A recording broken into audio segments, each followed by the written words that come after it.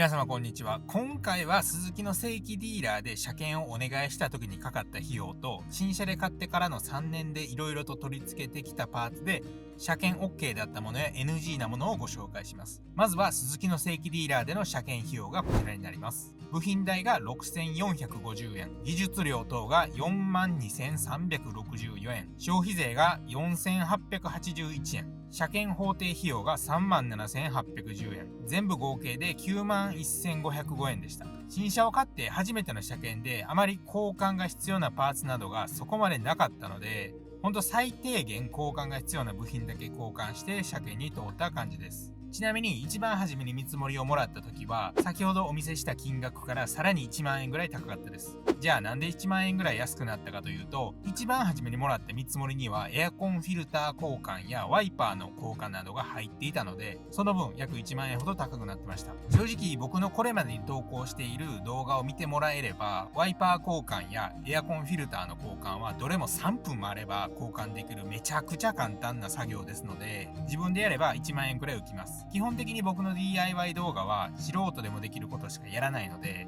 ぜひ動画の通りにやってみてください。ミンカラとかカーチューンを見ていると、整備士の人がやるような作業を素人がやって結局トラブルが起きて、壊したところを修理するのにお金めっちゃかかったとかよく見ますし、そもそもパーツの取り付けに使う工具がどれも結構高いので、そういった整備士の人がやるような作業はプロにお金払ってお任せした方が結局安くて安心できると思うので、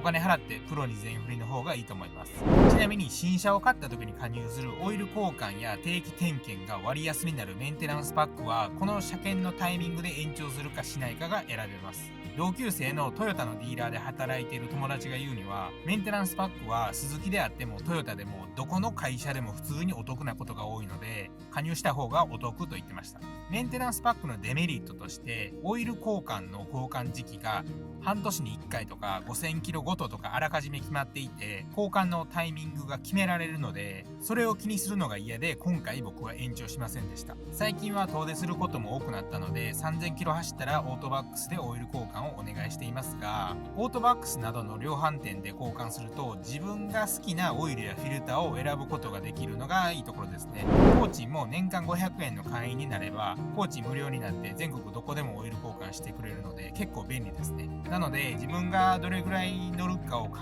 えてメンテナンスパックの加入を考えればいいと思います。そんなに乗らない方はディーラーでメンテナンスパックに加入して、僕みたいに通勤で毎日乗ったり結構距離乗るって方はメンテナンスパックに入ると縛られる感じがするので、個人的にはいらんかなと思います。ディーラーで車検を受けることで、整備後半年もしくは走行距離が1万キロに達した時のいずれか早い時点まで保証してくれる整備保証書ももらえます。今の話を踏まえて、これからもディーラーによく行く人はディーラーで、少しでも車検費用を安く抑えたい方はオートバックスとかガソリンスタンドで見積もりもらって比較検討するのがいいかなと思います。今回初回の車検を受けるにあたって、これまでに色々とパーツを取り付けてきたので、車検の時に何か言われないかなと正直結構不安でした。特にマフラーとかよく経年劣化で音が大きくなって車検アウトとか話に聞いたことありますよね。なので今からは車検に問題なく通ったパーツを5つご紹介します。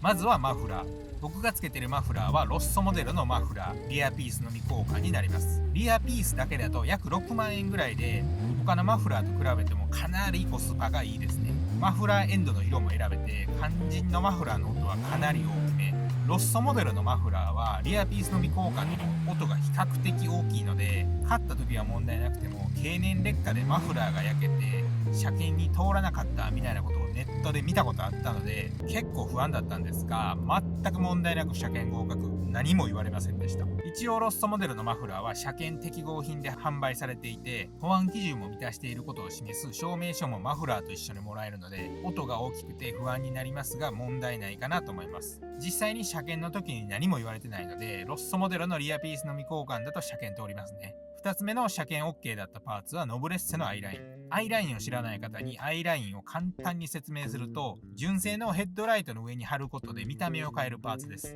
貼り付けることで性能が上がることはなく、完全に見た目のイメチェンですが、結構印象変わるので気に入ってます。こちらのアイラインも問題なく車検に通りました。ディーラーからは何一つ言われてません。ノブレッセ以外にもアイラインを販売しているメーカーは結構ありますが、たまにヘッドライトの半分ぐらい隠れるやつとかあるんですが、あれは無理ですね。車検通らないです。車検のためにまた両面テープを剥がして、車検が終わったらまた貼り直すのは色々とネガティブなので、車検の際に何も文句言われないノブレッセのアイライン、個人的にめっちゃ好きです。3つ目の車検 OK のパーツはタワーバーです。タワーバーは剛性を上げるパーツですが、純正のネジ穴とかを活用して取り付けなので、もしかしたら何か言われるかなと思ってたんですが、全く問題なく車検合格です。タワーバーを入れることでハンドル操作が若干クイックになったり、個人的には入れてよかったパーツですね。ただし、事故った場合、本来なら片側だけ衝撃が加わるところに、タワーバーで車体の両サイドが固定されることで、反対側までダメージを受けることもあるそうです。まあ、車検に関しては一切何も言われないです。4つ目の車検 OK のパーツはバケットシートです。今回僕が取り付けたシートはレカロシートなんですが、レカロシートとレカロ製のシートレールを使うことで車検の時に何も言われませんでした。レカロを買う前にレカロの人に色々と話を聞いたんですが、最近は車外シートが結構厳しくなって、もしレカロシートを買うならレカロが出してるシートレールを使って取り付けしないと車検で NG 食らうことが増えてきてるそうです。検査が厳しくなったせいで車検の時に保安基準適合試験成績証、いわゆる強度証明書類の提出を求められることが増えているそうです。もしシートレールをレカロ以外の社外品を使っていたら証明書を出せと言われることが多いと言ってありました。なので僕と同じようにレカロのシートレールを使っていれば全く問題ないですね。もしそれでも証明書を出せと言われた時はレカロに電話をすれば証明書を車検工場に郵送してくれるので安心ですね。ちなみにブリッドも車検 OK の組み合わせで売ってるので問題ないと思います。ただシートの裏側がプラスチックむき出しの場合車検 NG 食らうので、もし背面がむき出しの椅子に座っている方はむき出しのところを保護するバックレストカバーを買わないと車検通らないので気をつけてください。最後の車検に問題なく通ったパーツですが、ペダルカバーとクラッチのゴムになります。まずペダルカバーなんですが、純正ペダルの上から取り付けるものでアクセル操作がしやすくなるやつです。スイスポ純正のアクセルが結構小さいなと思っている方多いと思うんですけど、このクスコのアクセルカバーを取り付けることで純正ペダルでは難しいさらなるアクセルの微調整ができるようになるので調子いいですね。純正ペダルの上にかぶせる感じなので車検の時に何か言われるかなと思ったんですが、一切何の問題もなかったです。またこの3年でやってきた中で一番コスパ最強で取り付けも秒でできるカスタムで有名なクラッチペダルのゴム交換なんですが、こちらも一切何も言われなかったです。こちらのゴムの部品はスズキ純正品なんですが ZC33S 用ではないので自己責任カスタムになるんですが、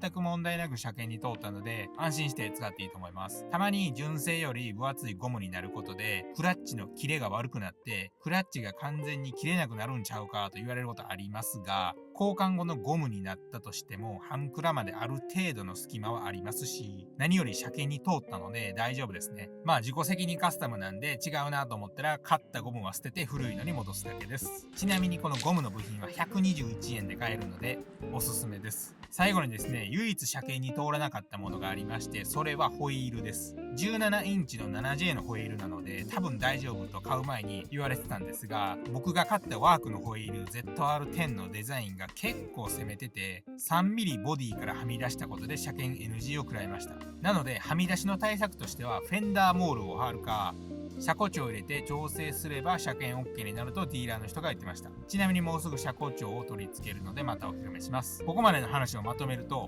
スズキの正規ディーラーでの車検費用は全部合計で 91,505 円。僕が過去3年で取り付けてきて車検 NG だったのがホイールのみ。それ以外は全部大丈夫でした。なので僕のチャンネルで紹介しているパーツはホイール以外全部車検に合格しましたので、今話した5つ以外のパーツが気になった方はぜひチャンネル登録をしていただきまして